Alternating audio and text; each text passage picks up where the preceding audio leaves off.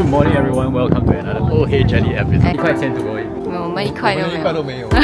One summer to another. Hello everyone, welcome back to another Oh Hey Jelly adventure. If you are new here, hi, my name is Jelly, and right now we've landed in the ancient city of Bukhara, right here in Uzbekistan. This place isn't just old, it's Silk Road old.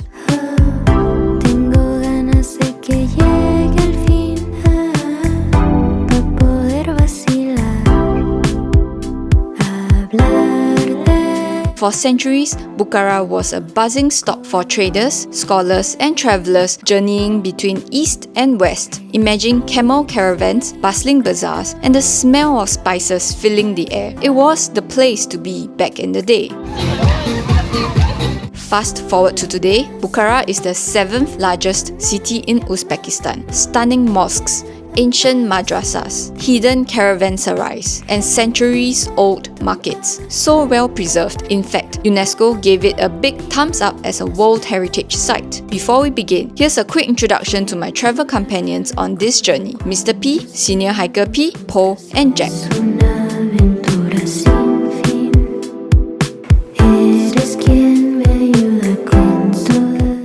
So 25 mana. Okay. Crossing the land border from Turkmenistan into Uzbekistan was quite an experience to say the least. We were completely on our own for this one. No guide, no tour group, just a rough idea of what to expect, which documents we needed, and how much to budget for the cross-border transport. In the span of about 2 hours, we managed to clear immigration on both sides, drag our luggages across unpaved roads, and hop onto 3 different rustic little buses alongside the locals. It was chaotic, a little confusing, but honestly kind of fun in an interesting travel story kind of way. By the time evening rolled around, we were exhausted, but we made it and finally checked into our accommodation for the next few nights. Oh my gosh, it's very dark. Okay, there is a walkway here, outdoors, to our room. Hello. And we have a single and a queen. Or is it king? It looks big. But there is a table here. We've just checked in, so everything is quite messy. There's a mirror. There's a wardrobe. It's a push. Yeah. And when you turn around the corner, we have the washroom where there is a bathtub, a shower area, and also the toilet bowl. The sink is here. Yay!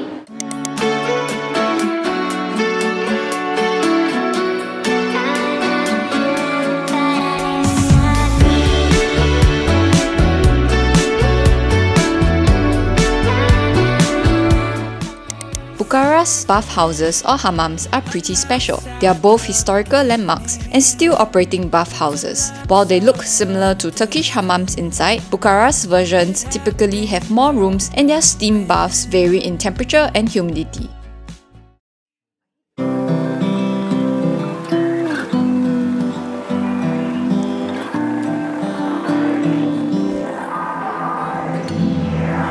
Nobody saw us silently floating out at some hotel in rural Wyoming. Nobody saw us secretly hoping we would have disappeared. But one day, moon sing, I will think of then distant prairie eyes skipping western sky. You'll find the Ismail Samanid Mausoleum tucked away in the northwestern part of Bukhara, just a short walk outside the old city walls. It is a tribute to the founder of the Samanid dynasty, his father and his grandson. Built way back in the 9th century, it was designed as the final resting place for Ismail Samani, the powerful ruler who founded the Samanid dynasty. What makes this place so special isn't just its age, although being over 1,100 years old is pretty wild. It's the architecture. This mausoleum is one of the earliest and finest examples of Islamic architecture. It's perfectly symmetrical, compact in size, but somehow still feels grand and monumental. The craftsmanship here is seriously next level, especially when you remember how long ago this was built.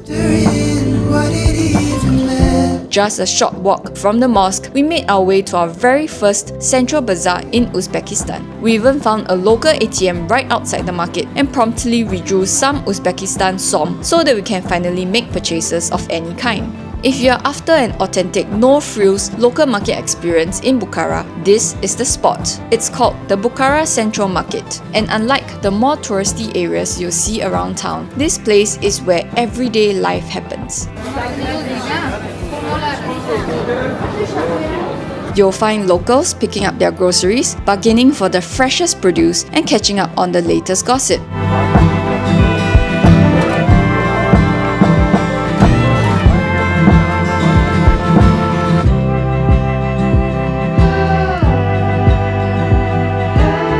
The market is divided into different sections, selling everything from cheese, honey, fruits, nuts and meats to spices, clothes, flowers and even some local Uzbek snacks you probably won't find anywhere else. Nobody saw us silently floating out at some hotel in rural Wyoming. It's vibrant and full of character, exactly the kind of place I love getting lost in. We would have disappeared, but one day who'd sing out. When we exited from the central market and into an open parking space, the majestic sight of the Bukhara fortress walls greeted us. But we were not intending to visit the fortress that day, so we trotted on to find a local telco store to buy some local SIM cards. Nobody sees me here in this concrete, washing my dishes, hanging my laundry. Nobody needs me. Next up, the Bolo Hauz Mosque is one of Bukhara's architectural highlights. Built in 1712, it's a rectangular-shaped mosque with a small minaret off to the side and a house right in front of it. What's pretty cool about this mosque is its clever design. It actually has two separate prayer areas, one for winter and one for summer. The indoor winter prayer hall measures 42 by 10 meters, keeping worshippers warm during those chilly months. And then there's the open-air summer prayer space with a beautiful wooden roof held up by 20 tall carved columns. It's both practical and stunning.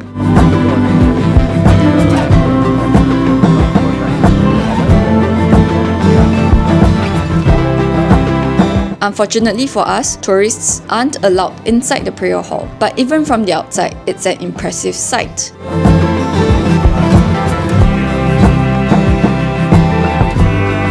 And if you are curious what a house is, it is basically a shallow, centrally placed pool, usually about 30 centimeters deep, traditionally used for performing ablutions before prayer. It also adds a peaceful, reflective vibe to the mosque's courtyard.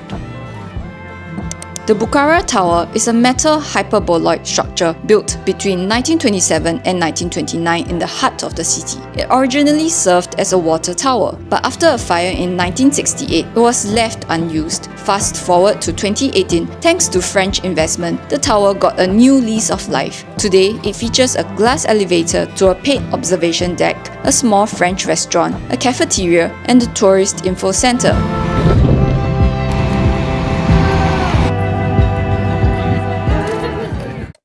There are plenty of legends surrounding the tallest minaret in Central Asia, the Kalyan Minaret. I think I'm butchering the pronunciation. But anyway, it's also known as the Great Tower. The locals often call it by a far darker name, the Tower of Death. Back in the day, this 48-meter tall structure wasn't just a minaret. It doubled as a watchtower during wartime, and up till the early 20th century, it was where criminals and the condemned met their fate by being thrown from the top. This minaret stands next to the equally impressive Kalyan Mosque or Kalon Mosque, one of Bukhara's most beautiful architectural monuments.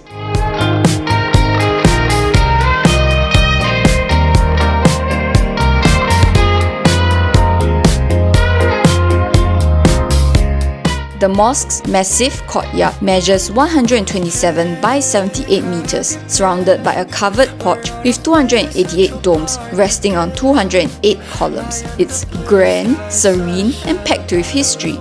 Talk about our daydreams. Hey, it seems your hands on my thighs. Wait, is this right? 'Cause I'm so in love with you, and I'm not sure if you feel the same. Maybe Central Park will show the way.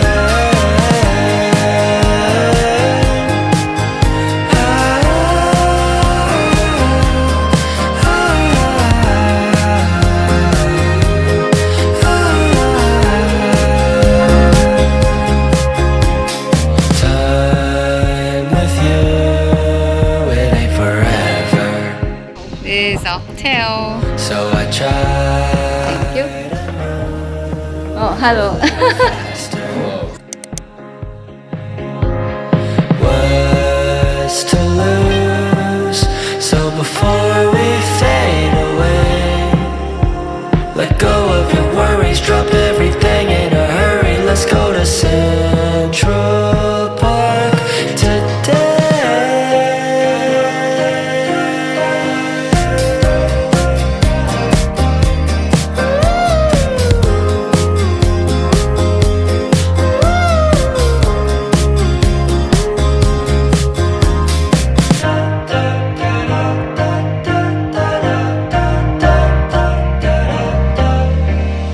Let's go to Central Park, you'll break my.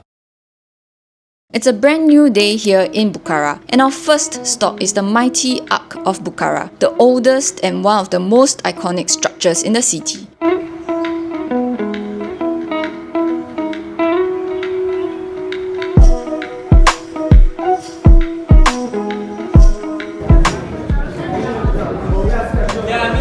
Thank you.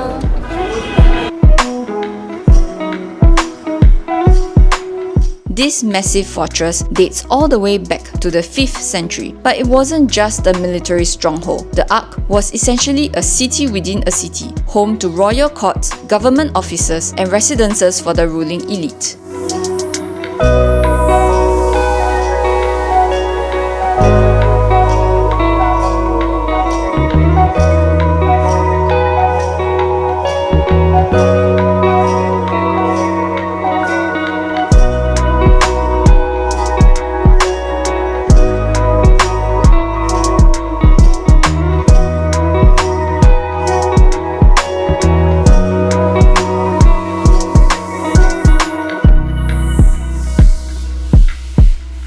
This is the Coronation Hall. It's shaped like a slightly modified rectangle with an external perimeter of 790 meters and covering 4 hectares of land. Some of its walls rise up to 20 meters tall.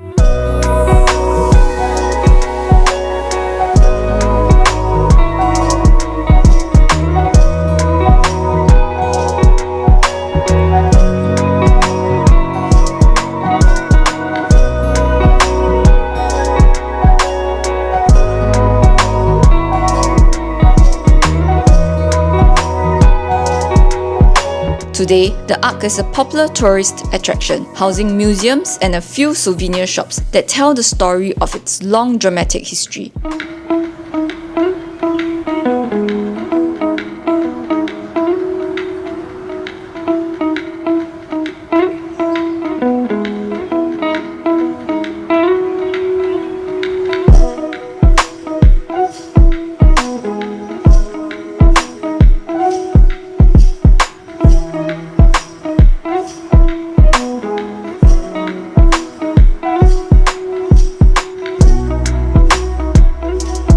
You can also visit restored areas like the throne room, coronation court, and a beautiful old mosque within its walls.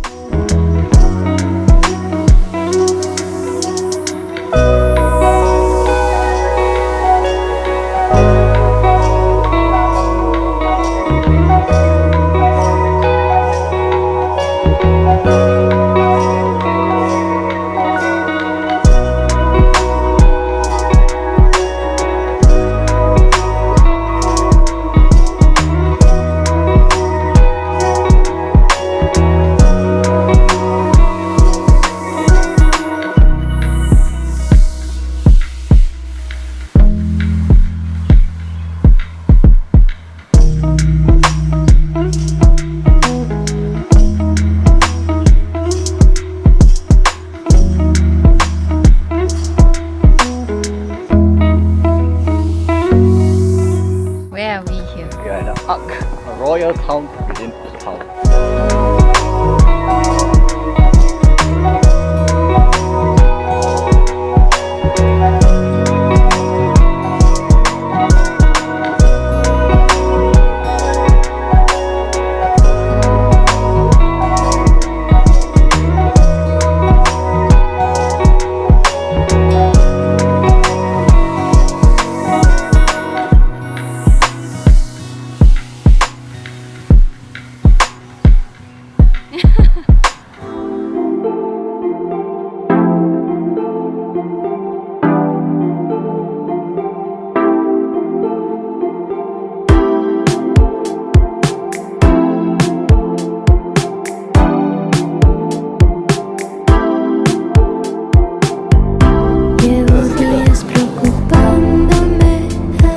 strawberry and banana flavor. The only flavor they have today.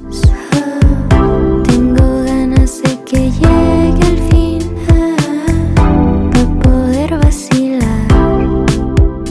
hablar del amor como un buen licor. Next up, we stopped by the beautiful Abdulaziz-Khan Madrasah. Built in 1652 by Abdulaziz-Khan, it was meant to be a grand symbol of his rule. But here's the twist. The exterior decoration was never fully completed because the Khan was dethroned before the work could be finished. Even so, what's left is stunning. The massive entrance portal and the archways around the courtyard are decorated with gorgeous blue and yellow tiles, featuring intricate patterns and traditional motifs like the famous vase of happiness. Today, the madrasa has taken on a new life, with its old classrooms now home to shops selling souvenirs, fabrics, and handmade carpets. Oh, so cute. Let's go. Oh.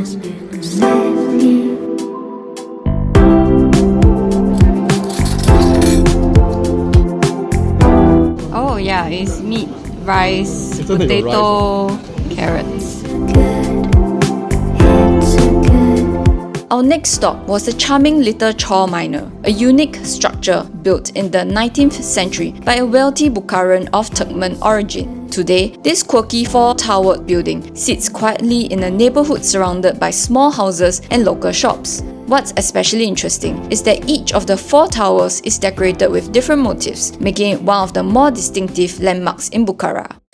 The Labi House complex, which means by the pond in Persian, is named after one of the last remaining ponds in Bukhara. Before the Soviet times, the city had several of these houses, which served as a main water source. But since they were notorious for spreading disease, most were filled in during the 1920s and 30s. One cool detail here, you'll spot a depiction of the Simurgh, a mythical bird from Persian legend. Nearby, you'll also find a charming metal sculpture of Nasruddin Hodja, the quick-witted, warm-hearted character from countless children's folk tales across Central Asia, Afghanistan, and Pakistan. He's usually shown riding his mule, one hand on his heart, and the other making an all-okay sign above his head.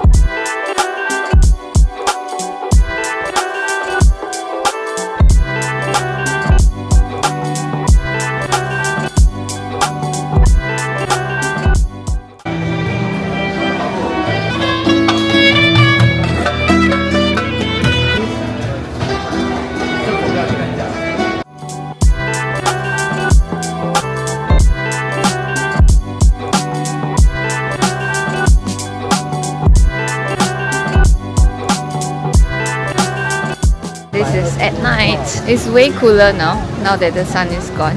There's so much activity everywhere. It's really nice, but yet very chill at the same time.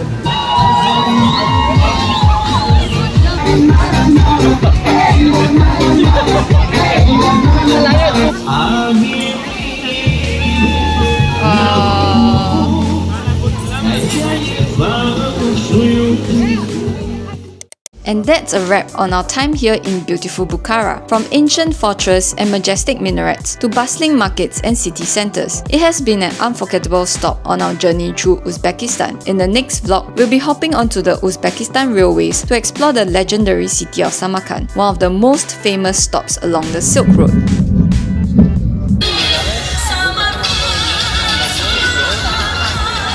Make sure you hit that subscribe button, give this video a like if you enjoyed it, and stay tuned. I'll see you in Samarkand. Bye! We are on our way.